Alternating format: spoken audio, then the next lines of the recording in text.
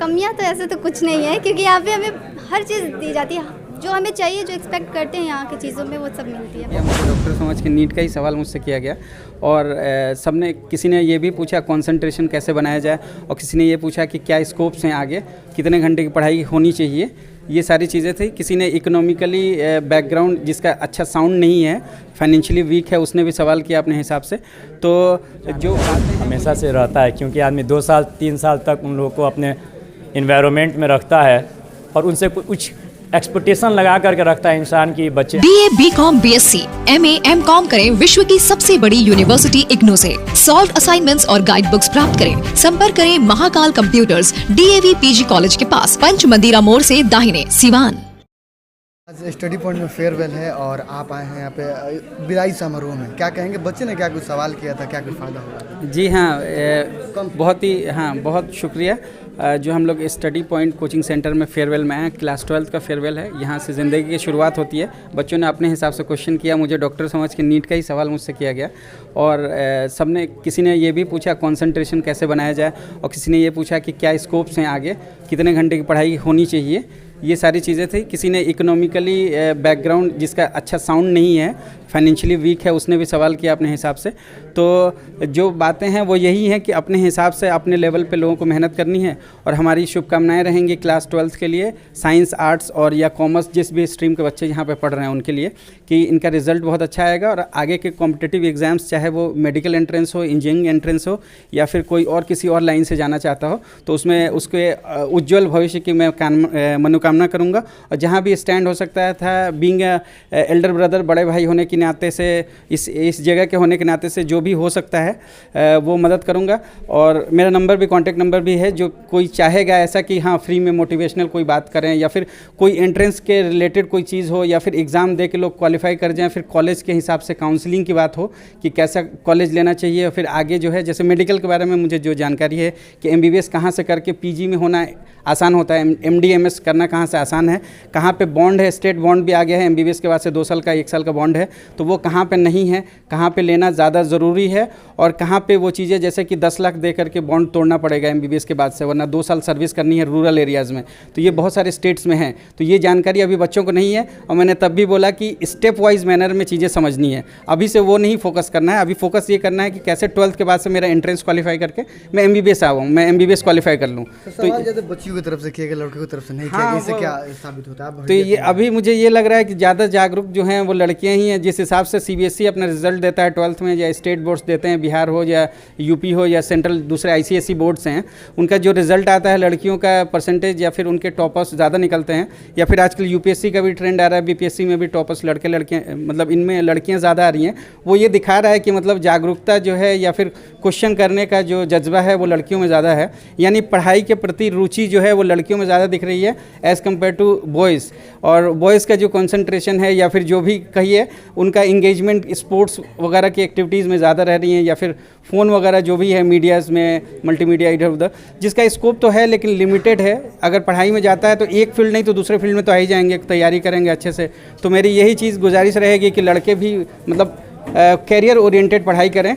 ज़रूरी नहीं है कि एक फील्ड में जाएँ, अच्छे से पढ़ाई करेंगे तो पढ़ाई कभी मतलब किसी भी चीज़ की पढ़ाई जो होती है वो वेस्ट नहीं होगी, दूसरे न दूसरे तरीके से वो रिजल्ट आपको देगा ही देगा। कहाँ बैठते हैं सर, कौन सा? जी, मैं समीर सनराइज़ हॉस्पिटल सिवान में बैठता हूँ, जो कि बिंदुसार रोड पे है, मेट्रो हॉस्पिटल के बगल में है। डॉक्टर सरोज सिन्हा मैडम है वहाँ पे। मैं हूँ मैं इमरजेंसी एंड क्रिटिकल केयर का स्पेशलिस्ट हूँ और इमरजेंसी केसेस जितने भी है मैं देख रहा हूँ। Heart attack, specially heart attack, लकवा जो पैरालिसिस है उसका, और मेरी वाइफ जो है MD पल्मोनोलॉजी MBBS के बाद से हैं, तो वो चेस्ट रिलेटेड जितने भी प्रॉब्लम्स हैं, यानी हम लोग ICU में वेंटिलेटर सुविधा दे रहे हैं। और कैसे भी पेशेंट, सीरियस पेशेंट हो, अगर पल्स चल रही है, हमारा तो ये है कि अगर पेशेंट का पल्स चल रहा है, पेशेंट भले अनकॉन्शियस है, बेहोश है, अगर वो पल्स चल रहा है तो इंशाल्लाह मैं, अगर उसके अंदर उसका हयात होगा तो मैं उसको निकाल दूंगा, जो कि मैं अकेला रहूँगा सिवान में ये काम करते हुए।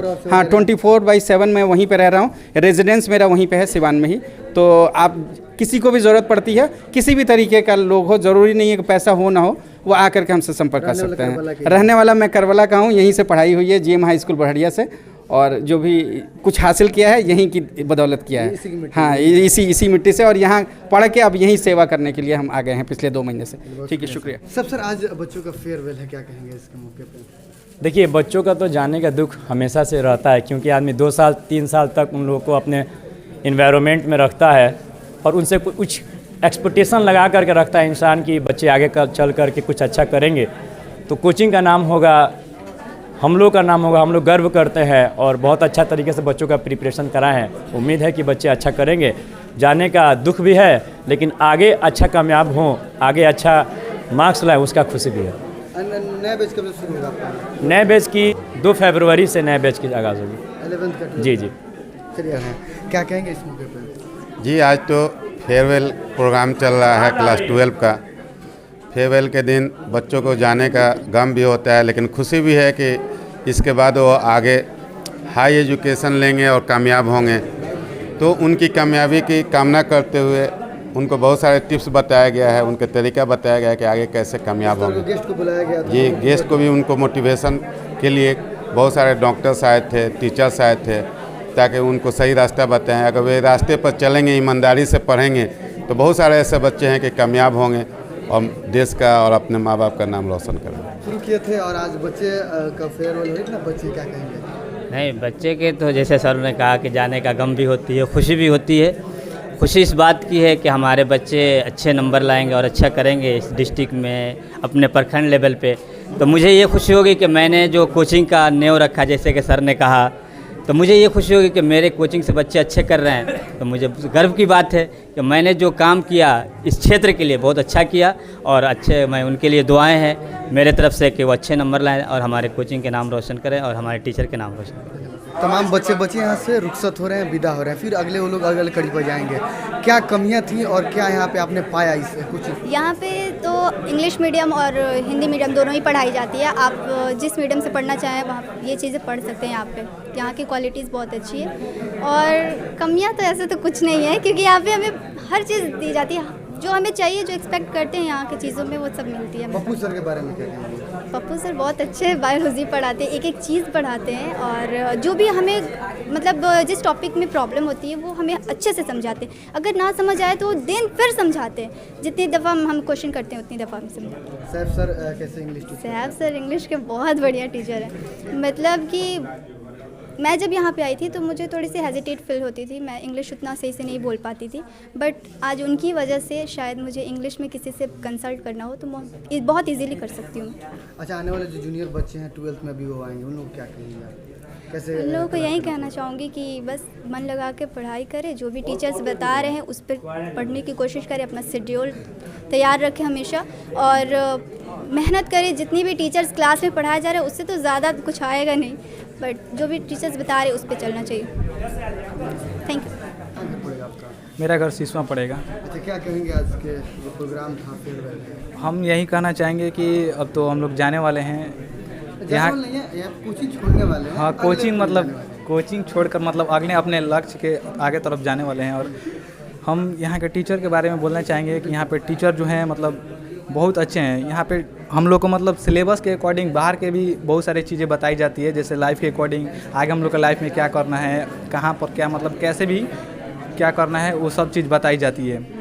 और मैं अपने जूनियर सबसे कहना चाहूँगा बस एक ही बात कि मतलब हम लोग को बहुत सारा यहाँ पे बात हुई कि पढ़ाई को लेकर ऐसे करना चाहिए वैसे करना चाहिए, तो मैं एक ही बात बोलूँगा कि पढ़ाई आपको मतलब जैसे भी करनी है वैसे कीजिए, लेकिन हमेशा मतलब प्रैक्टिस में रहिए, क्योंकि प्रैक्टिस APJ अब्दुल कलाम बोले थे कि practice of make a man perfect. इसलिए मैं बोलता हूँ कि हम लोग का जो माइंड है वो एक स्टोरेज रूम की तरह होती है। स्टोरेज रूम में जैसे हम कोई सामान रख देते हैं और उसके सामान रखते जाते हैं और एक समय आता है जब कोई चीज़ हमको ढूंढना रहता है तो बहुत सारा टाइम लगता है उसको खोजने में। सेम वैसे ही हमारा माइंड है, हम लोग कुछ भी पढ़ते हैं, स्टोरेज करते हैं, स्टोरेज होता है, कुछ समय के बाद उसको हम भूल जाते हैं। शुभ नाम आपका? आकाश कुमार जी। अच्छा, आज फेयरवेल है, क्या कहेंगे? मैं कहना चाहूँगी यहाँ के टीचरों के बारे में, ये बहुत अच्छे हैं, बहुत अच्छा से पढ़ाते हैं हम लोग को। ये बुक से तो मतलब बहुत कुछ बताते हैं चैप्टर वाइज, बिकॉज़ हम लोग को ये भी बताते हैं दिन दुनिया के बारे में, इस्लाम के बारे में या फिर अदर बाहर की चीज़ें भी बहुत कुछ बताते हैं। खास करके पप्पू सर हैं, सैफ सर हैं, अनिल सर हैं, अनिकेत सर हैं, ये सब सारे टीचर बेस्ट हैं, बहुत अच्छे हैं। और मैं इन लोग के बारे में कहना चाहूँगी, अनिकेत सर हैं, अनिल सर हैं, ये लोग बहुत अच्छा पढ़ाते हैं, बहुत अच्छे से समझाते हैं। इसमें नामांकन करा सकते हैं। हाँ बिल्कुल, बहुत अच्छे से। उन लोग यहाँ तक कि यहाँ पे मैं कहना चाहूँगी गर्ल्स के लिए, क्योंकि सैफ सर हैं वो गर्ल्स के प्रति बहुत मतलब स्ट्रिक्ट रहते हैं, बच्चों के प्रति बहुत स्ट्रिक्ट रहते हैं, क्योंकि यहाँ के मतलब ऐसे हैं कि कोई गलत काम वगैरह ये सब नहीं हो गए। मेरा नाम मंतशा परवीन है। है।